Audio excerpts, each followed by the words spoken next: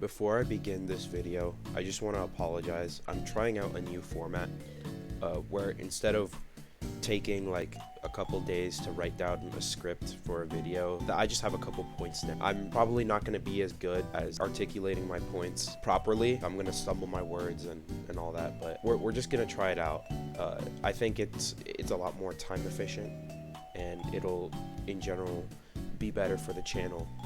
And now for something completely different. So I've been watching a lot of Xdefiant lately, and it's caught my attention for a multitude of reasons. One, it fulfills that role that Call of Duty has not been able to fulfill in a while, which is to be a laid-back, casual arcade shooter. At least that's how it comes across with me. I'm gonna just get to point one here. Xdefiant has a very solid foundation. Besides the netcode issues, which can be fixed with more funding, has solid gameplay, has a solid art style, and most importantly is that it's fun. Because if a game is just boring, then it's not even gonna be attractive in the first place. I think a lot of games don't have that issue though. Like, genuinely every game has something about it that makes it really fun and satisfying to play. The problem with it is that to me it looks very generic. It just sort of has generic gameplay. It also has abilities, which is incredibly generic, because it seems like every game nowadays has to have two little abilities and then like the one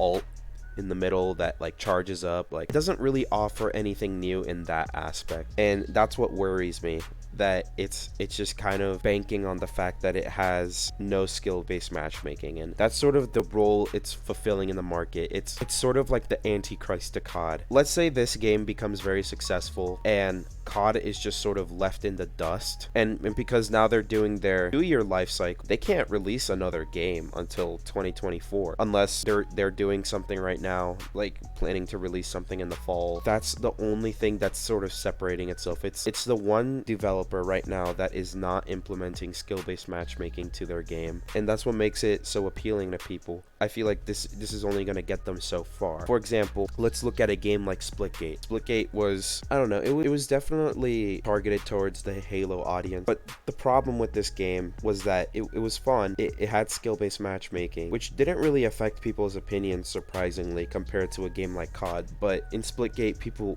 at least from what I've noticed, people didn't really complain all that much. But what I'm noticing with Splitgate is that, or at least what I did notice when I was looking at it, was that it didn't really have anything to offer besides just shoot and kill and then use portals, which, like, using portals is a very unique idea. Besides that, it had nothing else to really lift it up. This was sort of made a little bit worse by the fact that it didn't really have a satisfying progression. I mean, it was a free-to-play game. And that's also another thing about Xdefiant. It's going to be free-to-play, so like they're going to have to make money somehow to fund the game. There's just a lot of things to be worried about a game like this. And calling it a COD killer, really, Call of Duty can clean itself up from whatever hole they've dug up for themselves. We release one game that resonates with the community. It's not going to be like Xdefiant, where they're going to have to, like, Xdefiant is going to have to do so much if they want to genuinely compete and be successful for years down the road. I can't imagine this game being popular within the next year if they just sort of fix all the netcode issues, they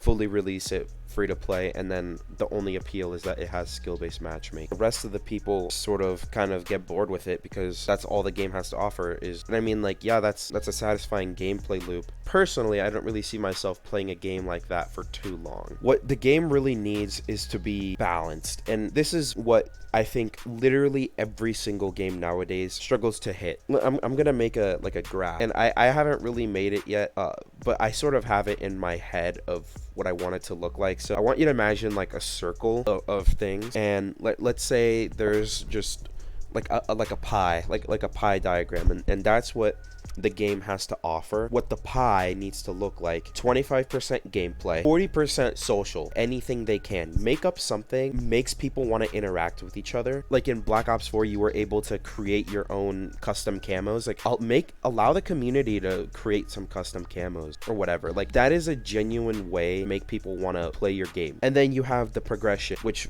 would take up the rest of it, which is what keeps you coming back besides your friends. So I don't know what they could do for a free-to-play game. I think the best they can do, really make sure that if someone doesn't spend a penny on the game, they are incentivized to come back. That's all I ask for. This video was a complete shit show. I hope you enjoyed regardless.